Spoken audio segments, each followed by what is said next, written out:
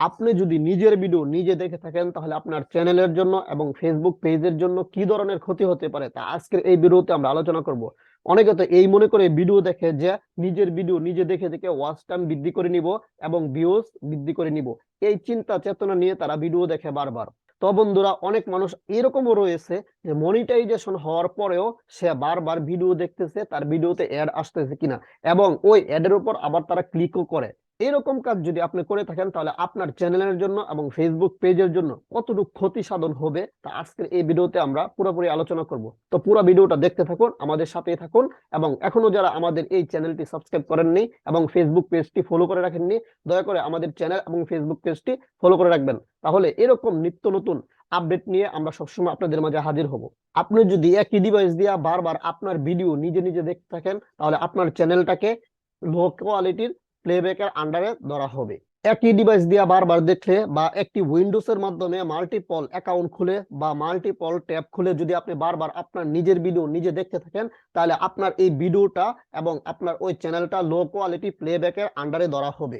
অনেকে হয়তো বা বুঝতে পারবে না যে লো কোয়ালিটি প্লেব্যাক আন্ডার আবার কি। বন্ধুরা, এটা হলো ইউটিউবের একটা ভিডিও প্লেব্যাক পলিসি। প্রতিদিন লক্ষ লক্ষ হাজার হাজার ইউটিউবে ভিডিও আপলোড হয়। প্রত্যেকটা ভিডিও ইউটিউবের অ্যালগরিদম ডিসাইড করে কোন কোন ভিডিওকে র্যাঙ্ক করাবে, ইমপ্রেশন দিবে, এবং কোন কোন ভিডিওকে তারা থার্ড ক্লাসে রেখে দিবে এবং ফ্রিজ করে রাখবে। এই যে একটা পলিসি, এটাই হলো লো কোয়ালিটি প্লেব্যাক পলিসি।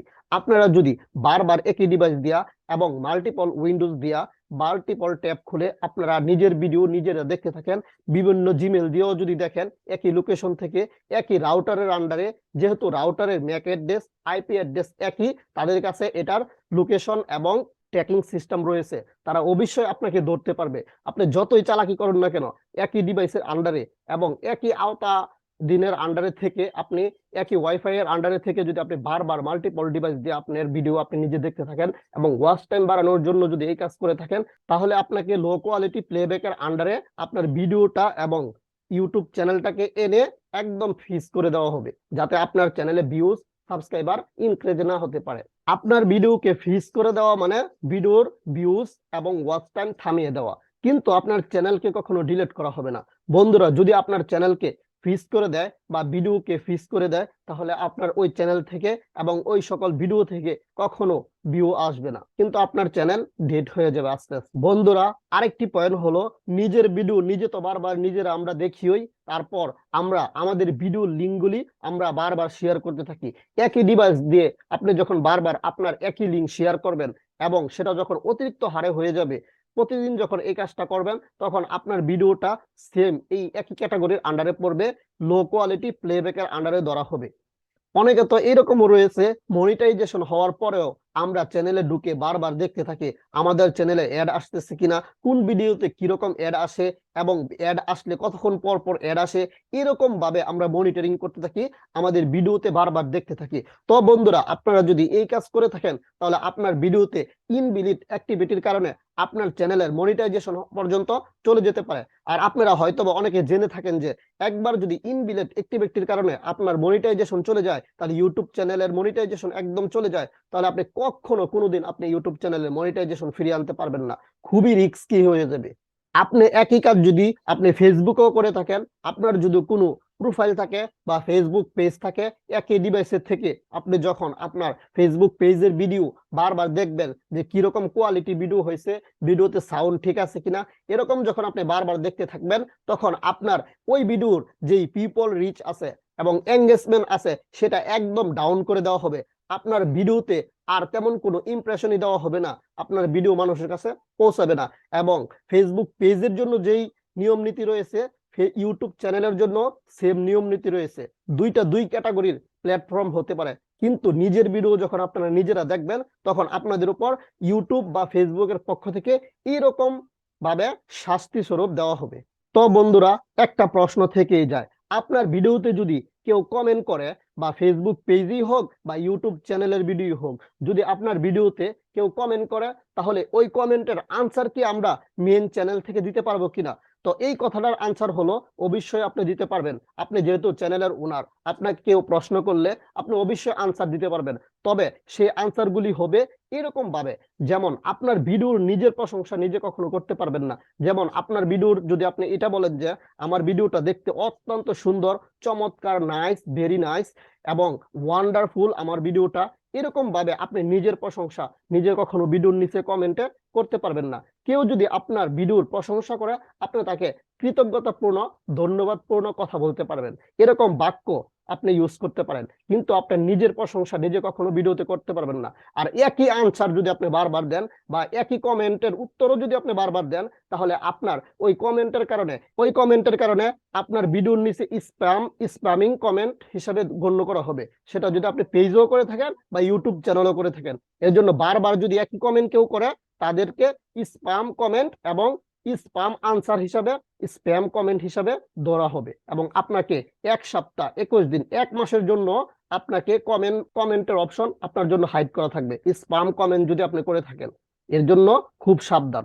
যদি ভিডিও দেখার একান্তই প্রয়োজন বোধ হয় যে আমার ভিডিওটার কোয়ালিটি কিরকম হয়েছে, ভিডিওতে সাউন্ড আছে কিনা, এরকম যদি প্রয়োজন বোধ হয় যে আপনার ভিডিও আপনার দেখতেই হবে, তাহলে অবশ্যই ভিডিওটা ডাউনলোড করে তারপর আপনি দেখেন। এইভাবে ডাউনলোড করে যদি ভিডিও দেখেন, তাহলে আপনার চ্যানেলের উপর বা ফেসবুক পেজের উপর তেমন কোনো ইফেক্ট পড়বে না ইনশাল্লাহ।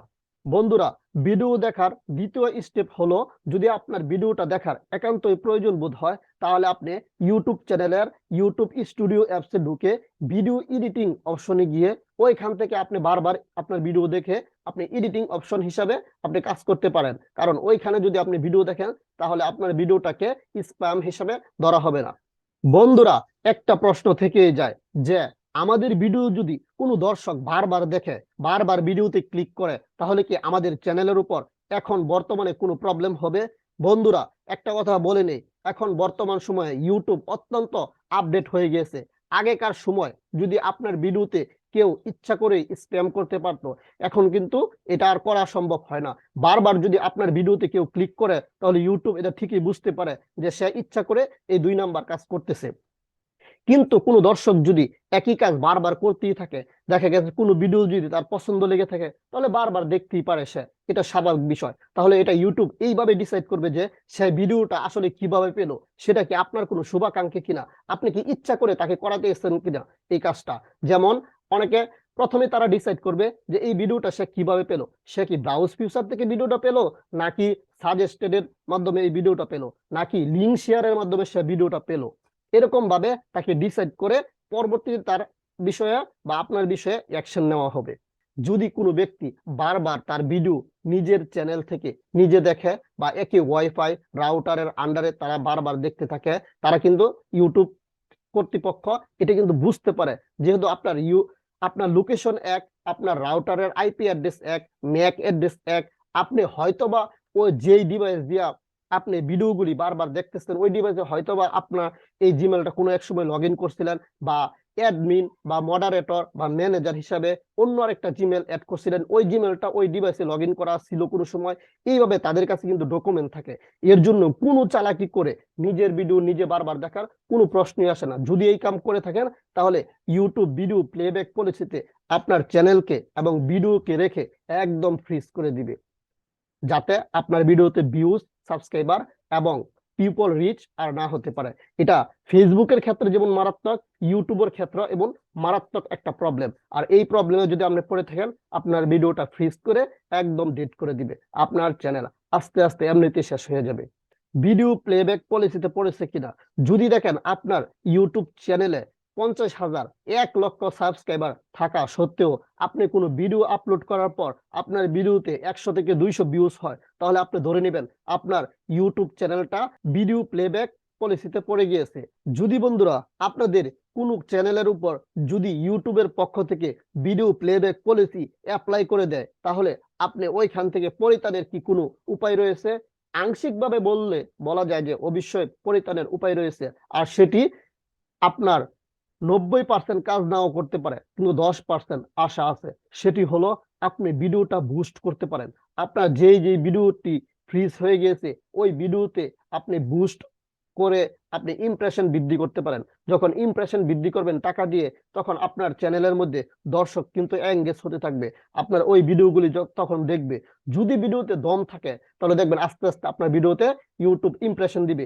এভাবে একাধিক ভিডিও যখন ইমপ্রেশন বৃদ্ধি হবে, তখন আপনার চ্যানেলটা আবার রানিং হয়ে যাবে। আস্তে আস্তে এই ডেড চ্যানেল এবং ফ্রি চ্যানেল ইনশাল্লাহ একদিন আবার আগের মতন রানিং চ্যানেলে পরিণত হবে। কিন্তু আপনারা কখনো এই ভুলগুলি করবেন না, যেই ভুলগুলি আমি এখন আলোচনা করলাম, যাতে আপনাদের কোনো প্রবলেম না হয়। এর জন্য আমি বিস্তারিত বলছি, যাতে একটা ভিডিও দেখে আপনি পূর্ণাঙ্গ ধারণা পেতে পারেন। যদি এই রিলেটেড কোনো প্রশ্ন আপনার থেকে থাকে তাহলে অবশ্যই কমেন্টে জানাবেন, কারণ আপনার প্রত্যেকটা কমেন্ট আমার কাছে খুবই গুরুত্বপূর্ণ। আপনার প্রত্যেকটা কমেন্টের আনসার আমি দিব। যদি আমার কোনো কথা বাকি পড়ে থাকে এবং আপনার মনে কোনো এই বিষয়ে কোনো প্রশ্ন থেকে থাকে তাহলে অবশ্যই কমেন্টে জানাবেন, আমি আপনার কমেন্টের অপেক্ষায় রইলাম। সবাই ভালো থাকবেন, সুন্দরভাবে নিয়ম নীতি মেনে ইউটিউবে ফেসবুকে কাজ করেন, ইনশাল্লাহ আপনি খুব তাড়াতাড়ি সাফল্য অর্জন করতে পারবেন। সবার জন্য ভালোবাসা রেখে আজকের এই ভিডিওটি শেষ করছি। আল্লাহ হাফেজ।